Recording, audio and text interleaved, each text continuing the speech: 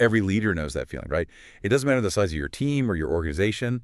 There's just this uh, crushing weight of responsibility, Hmm. that pressure to always look decisive, the fear of choosing the wrong path, and this constant nagging urge to maintain control over everything. It's exhausting. It is. And our sources suggest the tighter you try to hold on, the more you actually lose.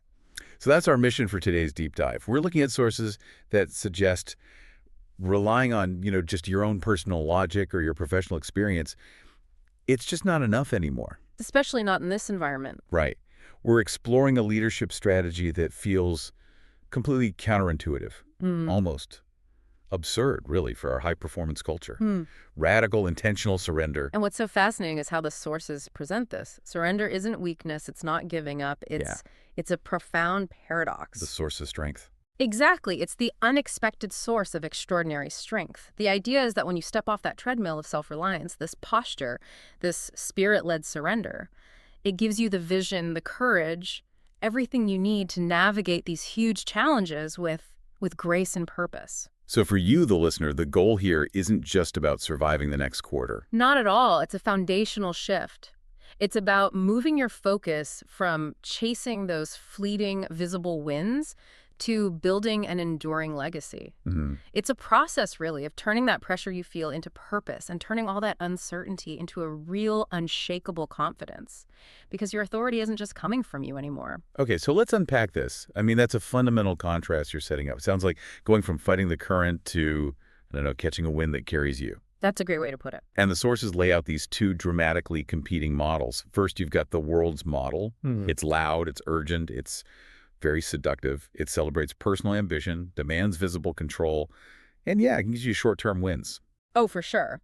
But it almost always leads to burnout in the long term. Right. And we can define this contrast really clearly, not just in philosophy, but in the practical metrics they use for day-to-day decisions. Okay. On one side, you have the ego-driven leader.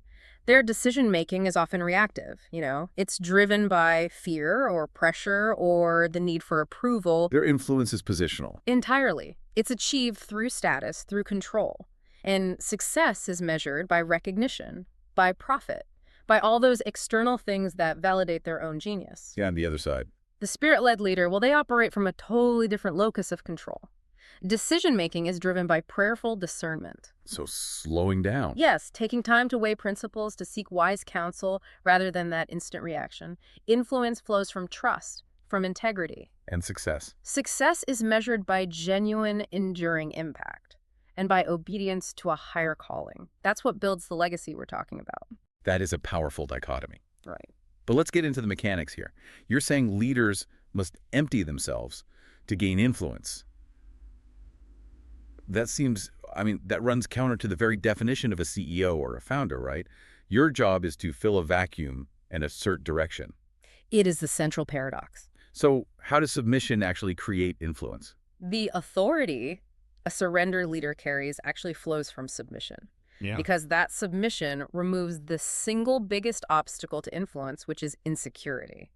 When a leader isn't trying to validate their own ego in every meeting, they create psychological safety. People trust leaders who they know prioritize the mission and the team over their own personal gain or glory. Right. It's not about them. Exactly. By modeling that you're accountable to something higher, you earn the right to lead.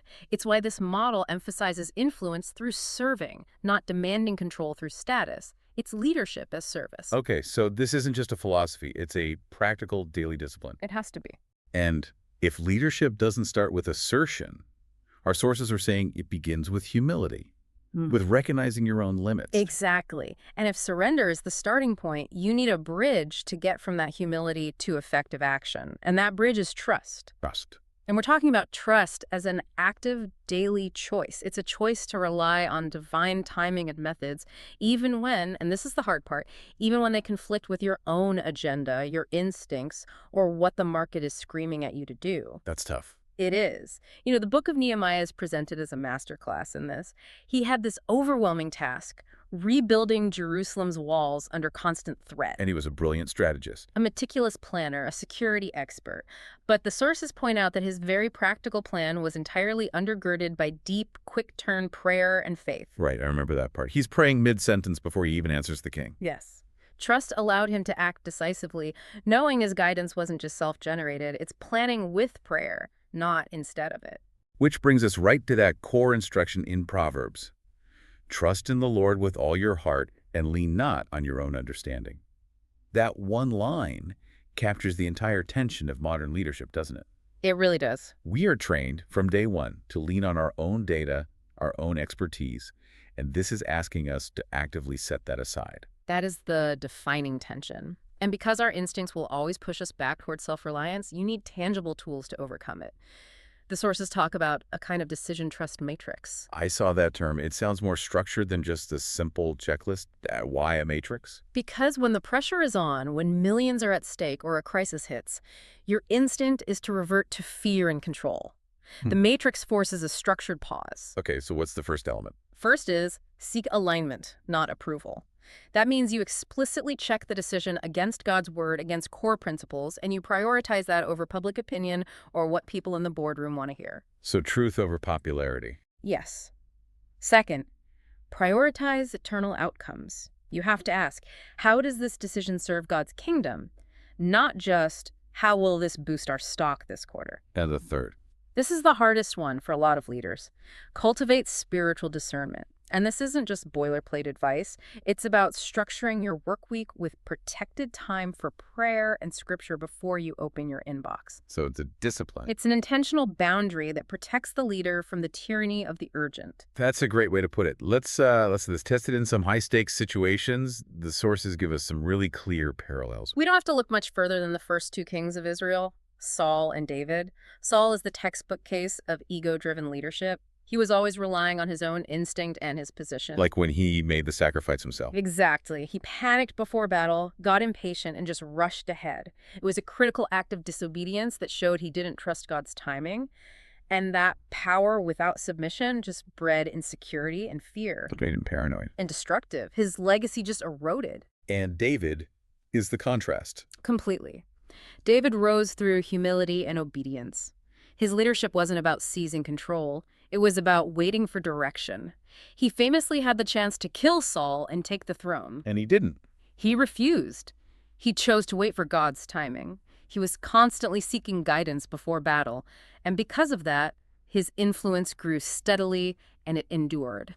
His power came through submission. Okay, but that's ancient history. It's a different world. How does this hold up in the modern cutthroat marketplace? It's a fair question. The sources bring up Truett Cathy, the founder of Chick-fil-A, and his decision to close on Sundays. Now, the business school narrative is that this was just brilliant marketing. How do we know it was strategic obedience and not just savvy branding? That's the crucial distinction, and the sources argue it was obedience because of the enormous, persistent financial risk involved. Especially during the expansion phase. Think about it. Any market analyst would have told him he was leaving billions of dollars on the table. He was sacrificing 14% of his operating week. His surrender was choosing a value prioritizing rest and family over the market's demand for profit maximization. And that built trust. It built deep, enduring trust with his customers and his employees. It proved he was playing a long game. And the provision that followed, the incredible success, became the proof that this surrender actually amplified his leadership, far beyond what the industry norms would have ever predicted. So whether it's Moses in the wilderness or a CEO in a volatile market, the leaders who practice this game? What? Resilience? Clarity. Resilient leadership and deep clarity amidst all the uncertainty. Because their strength is rooted in trust, not just in their own self-sufficiency. And that brings us to the inner life, which the sources say is the foundation for all of this. It's absolutely the foundation. A leader's effectiveness is inseparable from their spiritual disciplines. Humility and surrender, they aren't accidental traits. They're cultivated intentionally through a rule of life. I like that phrase, rule of life. It sounds architectural, like you're building habits that can bear weight.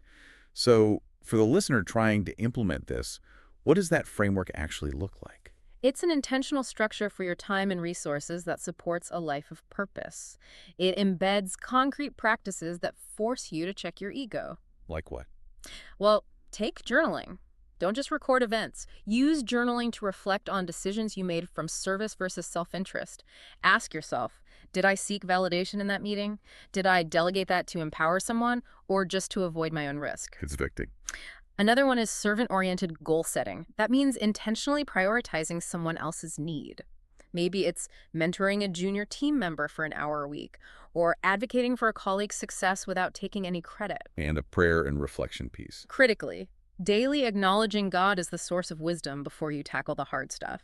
That simple act of submission ensures that your leadership flows from security, not from that paralyzing fear of failure. And the amazing result of all this inner work is that it multiplies your influence externally.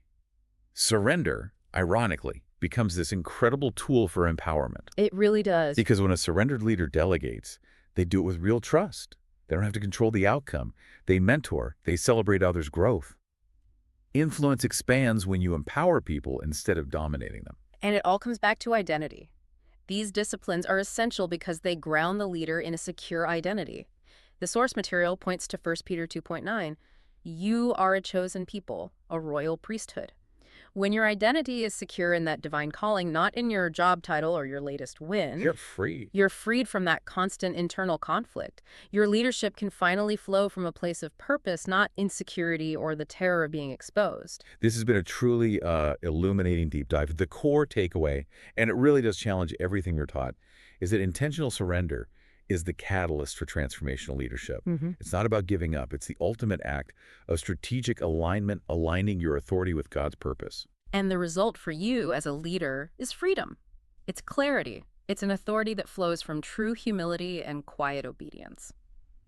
So as you, the listener, navigate your week, here's a final thought for you to consider building on what we've discussed. How would redefining success in your role, not by the immediate result or what people are saying about you, but by that surrendered alignment with God, how would that change the way you structure your day? Consider one major decision this week where you can intentionally pause, take counsel, pray, and then act in alignment with principle rather than just your immediate instinct.